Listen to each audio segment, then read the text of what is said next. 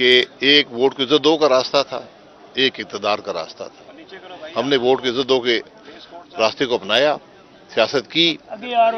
جب مسلم لیگ نون اس راستے سے ہٹ گئی تو میرے پاس کوئی اور طریقہ نہیں۔ سر، پاکستان تحریک انصاف کی احتجاج کی سیاست، عمران خان کی قید و بند، اس بارے میں آپ کیا رائے رکھتے ہیں؟ بالکل، احتجاج ہر جماعت کا حق ہے، اپوزیشن کا خاص طور پہ حق ہوتا ہے، لیکن اپوزیشن کی اور ذمہ داریاں بھی ہیں۔ اپوزیشن ذمہ داری یہ ہے کہ وہ ملک ایوان کے اندر ملک کے مسائل کی بات کرے، ان کے حل کی بات کرے، اور تحریک انصاف وہ اپوزیشن ہے جس کے پاس اقتدار بھی ہے، تو وہ اپنے صوبے میں پاکستان کے عوام کو دکھائیں کہ حکومت کیا ہوتی ہے، ہم کیسے حالات کو بہتر کریں گے۔ جو 3 حکومتیں پی ٹی آئی نے خیبر پختونخوا کو دی ہیں وہ ایک ناکامی کی داستان ہے، ایک سے ایک حکومت ناکام ہوئی ہے، ایک سے ایک بدتر ہے۔ اس لیے آج یہ تینوں بڑی جماعتیں جو ہیں صرف اقتدار کی سیاست کر رہی ہیں، ان کو آج اقتدار دیں سارے خوش رہیں گے، لیکن ملک کے عوام خوش نہیں رہیں گے، یہ بنیادی۔ سر، آپ سابق وزیر اعظم پاکستان بھی رہے، بتائیں کہ جو انڈیا کا افغانستان کے تھرو پاکستان میں دہشت گردی میں انوالومنٹ ہے، اس بارے میں آپ کی پارٹی کیا پالیسی بنا رہی ہے؟ دیکھیے، اپنے دشمن سے خیر کی توقع مت کریں، اپنے گھر کو مضبوط کریں۔ آپ کا گھر کمزور ہوگا تو آپ کے دشمن آپ پہ حملہ آور ہوں گے، ان کو موقع ملے گا۔ آج اپنے گھر کو مضبوط کرنے کی ضرورت ہے، آج ملک میں نفاق ختم کرنے کی ضرورت ہے۔ یہ ہم نے جس سیاست کو دشمنی میں بدل دیا ہے اس کو ختم کرنے کی ضرورت ہے، اور یہ تالی 2 ہاتھوں سے بجتی ہے۔ آج اس ملک کی قیادت کو چاہیے کہ بیٹھ کر اتفاق پیدا کریں، ملک کو مضبوط کریں۔ اچھا سر، آپ وزیر اعظم بھی رہے، یہاں پر بات ہوئی 2 کروڑ سے زائد بچے جو ہیں وہ اسکولوں سے باہر ہیں، صحت پہ بھی بات ہوئی۔ اس سے پہلے بھی جتنی بھی جماعتیں آئیں وہ یہی ایشوز لے کر آتی ہیں، آپ کی بھی جماعت اب آئی ہے یہاں پر، لیکن جب آپ وزیر اعظم تھے تو آپ کیا سمجھتے ہیں، یہاں پر آپ بتا سکتے ہیں کہ آپ نے کچھ منفرد، کچھ الگ، کچھ ڈیلیور کیا تھا اس عوام کو؟ دیکھیں، میں نے جو کچھ کیا اپنی جماعت کے لیے کیا، میری جماعت کا ایک مینڈیٹ تھا، 10 مہینے میں وزیر اعظم تھا، میں نے اس مینڈیٹ کو پورا کیا۔ اس کے اندر جو کچھ ہوا ہے نہیں ہوا میں اس کا ذمہ دار ہوں، لیکن ہم نے یہ تجربہ حاصل کیا ہے کہ ملک کی مشکلات کیا ہیں، ان کے حل کیا ہیں، اور وہ مشکلات اگر آپ ان کو وقت پہ نہیں ٹھیک کریں گے تو وہ بڑھ جاتی ہیں۔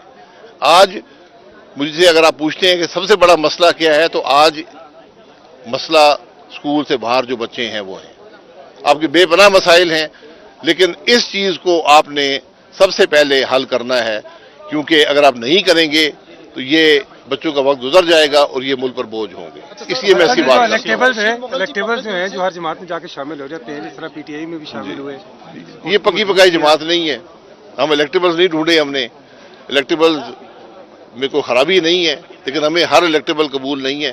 ہمیں لوگ چاہیے جن کے پاس صلاحیت ہو، جن کی شہرت اچھی ہو، جن میں انٹیگریٹی ہو، جو ملک کو کچھ دے سکے، ملک سے لینے والا۔ ایک الیکٹیبل ہے جو نثار علی خان، ہاں میں بھی یہ کہہ رہا تھا، آپ کے دوست بھی ہیں سابق، آپ ایک جماعت میں بھی اکٹھے تھے، اور قیادت سے اختلاف بھی آپ کا بھی تھا، نثار علی خان صاحب کا بھی تھا۔ نہیں، میرا کوئی اختلاف، دعوت دیں گے؟ میرا قیادت سے کوئی اختلاف نہیں تھا، میری سیاست سے اختلاف تھا، تو میرا کسی کو ذاتی خفگی یا ذاتی اختلاف نہیں ہے۔ تو نثار صاحب سے میں بات کروں گا کسی وقت موقع۔ ملاقات ہوئی ہے سر؟ نہیں، میری ملاقات ہوئی نہیں ہے، لیکن میں انشاءاللہ یہ میرا فرض بنتا ہے کہ اگر ایک جماعت ہے، اس کا ایک پیغام ہے، تو میں ضرور اس علاقے کی ایک بڑی سیاسی شخصیت ہیں، یہاں سے کئی دفعہ منتخب ہوئے ہیں، راولپنڈی پورے ملک میں ان کا ایک نام ہے، یقیناً ان سے رابطہ کرنا یہ ہم پر لازم ہے۔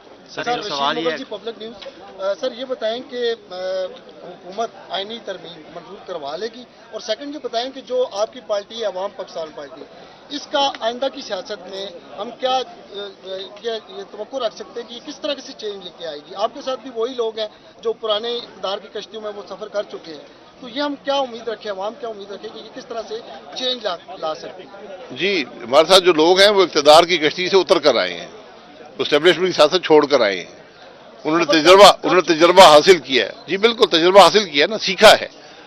تو یہ وہ لوگ ہیں جو اپنے تجربے سے غلطیوں کے ملک میں جو غلطیاں ہوئی وہ سیکھ چکے ہیں، تو آج وہ ایک بہتر مستقبل ملک کو دے سکتے ہیں۔ وہ جانتے ہیں کیا مسائل ہیں، ان کا حل کیا ہے، اور وہ جانتے ہیں کہ ان مسائل کا حل ان سیاسی جماعتوں میں نہیں ہے، علیحدہ ایک سیاسی پلیٹ فارم پر ہے जो हमने यहाँ पर अवाम के सामने सर, रखा है। जब और आपने आईनी नवाज वाले शरीफ से साहब से हुकूमत कहा मंजूर कि मैं करवा लेगी? अपनी पार्टी बनाना चाहता हूं, तो उस वक्त उनका रवैया कैसा था?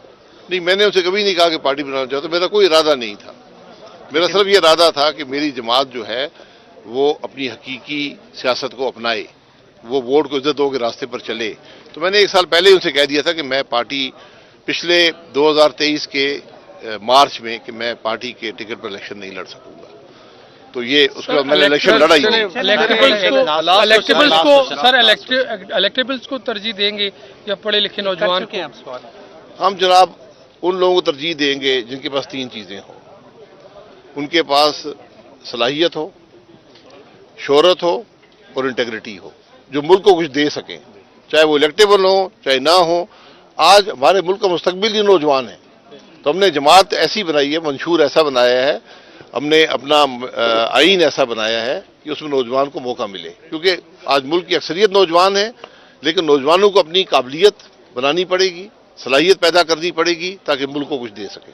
Sir last question sir, one please जी। ये सर, जैसे कि आपने अवाम पाकिस्तान का जो नारा है बदलेंगे निज़ाम को, जी, सबसे पहले आप ये बताएं कि निज़ाम को बदलने के लिए ये 45-47 वाले निज़ाम को कैसे बदलेंगे? उसको आप क्या बदल सकते हैं? वो कौन बदलेगा? रिगिंग पे आपको कैसे? आगे कौन लेके आए? मेरे बात करने से बदलेगा ना।